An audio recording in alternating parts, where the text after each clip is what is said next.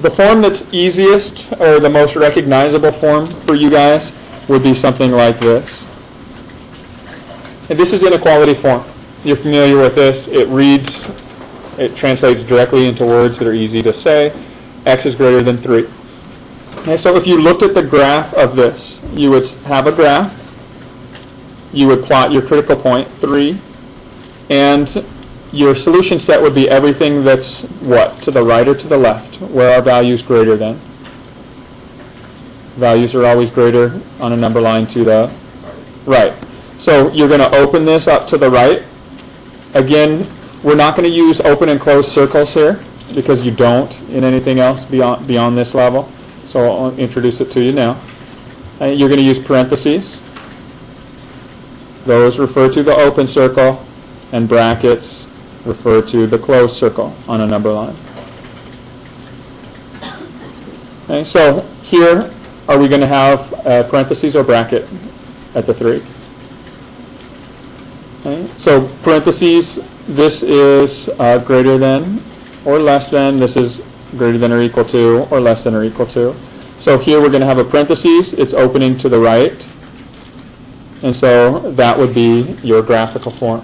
Now the utility of a graphical form is it helps you identify your interval notation, possibly. Because when you write interval notation, you're going to have a lower bound and an upper bound, okay, separated by a comma. So what's the lower bound? What's the furthest point to the left on this interval?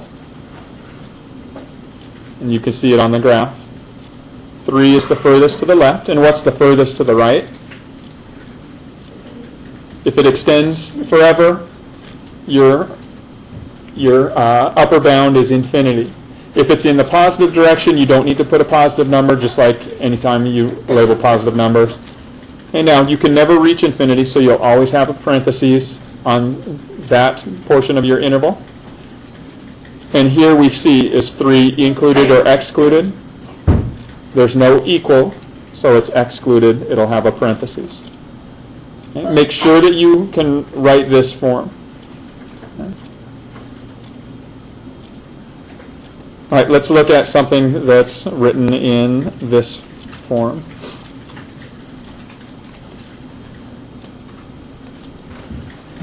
All right, anytime you're given an inequality form, you should put the x first.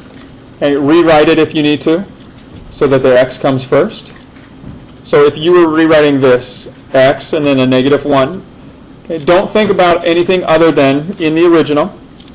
Does the inequality open to the x or open away from the x? It opens to the x. So when you rewrite the x first, you just keep that relationship. So the inequality will open to the x. And now you can do the same thing that we did here. X is greater than or equal to -1. So we sketch our line, plot the critical point, -1. Okay. Are we going to use a parentheses or bracket here? Now it has the equal to, so it's going to be a bracket, and everything that's greater than -1 is to the right or to the left. Greater than means to the right, right? The numbers increase as you move to the right. So we're going to have a bracket opening to the right. So this will be our graphical form, or the graphical notation.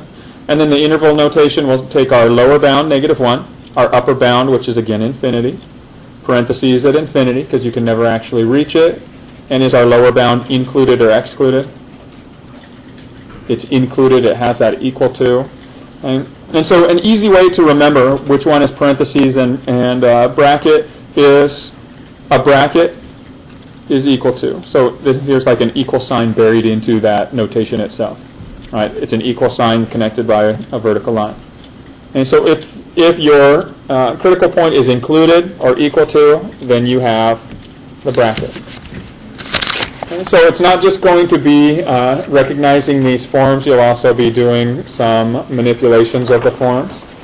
And so if you took examples of an expression, a whole inequality expression, let's say 3n plus 2 is less than or equal to 14.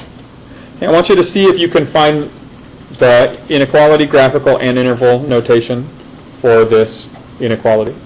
And so solve it and then rewrite it in each of those 3 forms, please. All right, so if you work through this problem, you work to isolate your variable on the left side of the inequality. So we'll leave our 3 in here. We'll move the constants over. So we'll subtract a 2 from both sides, leaving 12. Do we need to flip the inequality symbol here when we subtract a 2? No, it's not adding or subtracting that flips the inequality. So now we can isolate our n completely by dividing by 3. Do we need to flip the inequality symbol here? Dividing by a positive number does not affect the inequality. So here's our interval notation. N is less than or equal to 4. So we sketch the graph, plot our critical point 4. Okay. Are we going to use a bracket or a parentheses here? Bracket, it has the equal to. Okay. So you can think of it as you have the equal sign. Okay. And now you need to decide, are you opening it to the right or to the left? Where are the values less than 4? To the right or to the left?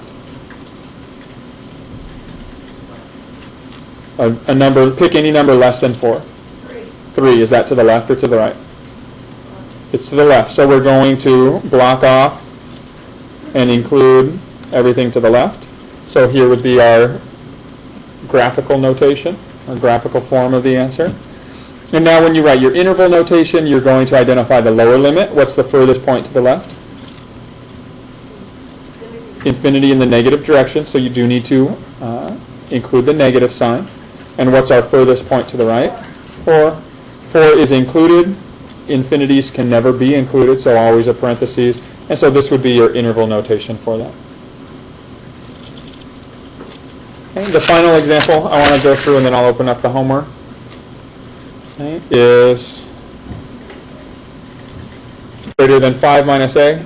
Okay. Find the inequality, graphical, and interval notations for that. Right, if you're working to solve this, you want to isolate your a. So let's say we subtract a 5 from both sides. We get 3 is greater than negative a. Here we want to change the sign of a, so if we multiply both sides by a negative 1, we get the expression negative 3. I'm going to write it over here, compared to a. Now, because we multiplied or divided by a negative 1, what do we have to do to the inequality symbol? Flip it so it goes from a greater than to a less than. And so here is your inequality notation. Now, I want you to write it so that the variable is written first. And so you need to adjust this slightly. We need to write the a first and the negative 3 second. So here the inequality has to open toward the a or away from the a. We want it to open toward the a. So this right here would be the form I'm expecting to see on this. Okay.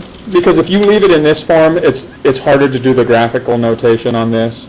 If we put it in this form, we can write our graphical notation. Our critical point of negative 3, is it going to be a parentheses or a bracket? It's greater than. It has no equals to it. So it would be a parentheses. Is it going to open to the left or to the right? We want all the values that are greater than points to the right. So we're going to open it to the right. Okay, so here's our graphical notation.